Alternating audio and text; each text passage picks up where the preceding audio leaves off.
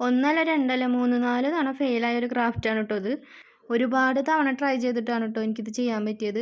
എന്നാലും ചില ക്രാഫ്റ്റുകൾ കാണുമ്പോൾ നമുക്കിതൊന്ന് ചെയ്ത് നോക്കണം, എന്തായിരിക്കും ഇതിൻ്റെ ഫൈനൽ ലുക്ക് എന്ന് അറിയാൻ വേണ്ടിയിട്ട് ഒരു ആകാംക്ഷ ഉണ്ടാവില്ലേ? അങ്ങനെയുള്ളൊരു ക്രാഫ്റ്റായിരുന്നു കേട്ടോ ഇത്. ഇപ്പം ഞാൻ ചെയ്തതിൻ്റെ റിസൾട്ടും ശരിയായോ എന്ന് നിങ്ങൾ തന്നെയാണ് കേട്ടോ പറയേണ്ടത്. ഇത് ചെയ്യാൻ വേണ്ടിയിട്ട് ആകെ A4 ഷീറ്റ് മാത്രം നമുക്ക് മതി. സിമ്പിളായിട്ടുള്ളൊരു ക്രാഫ്റ്റാണെന്ന് വിചാരിച്ചിട്ടാണ് നമ്മളെല്ലാവരും സ്റ്റാർട്ട് ചെയ്യുക. പക്ഷേ ഈ സ്റ്റെപ്പ് എത്തുമ്പോഴാണ് നമുക്ക് മനസ്സിലാവുക ഇത് ഇത്തിരി ടഫാണ് കേട്ടോ. ഒന്നാമത്തെ തവണ ട്രൈ ചെയ്തപ്പോൾ A4 ഷീറ്റൊക്കെ കീറിപ്പോയി. ഇത് ഞാൻ രണ്ടാമത് വന്നിട്ടുണ്ട്.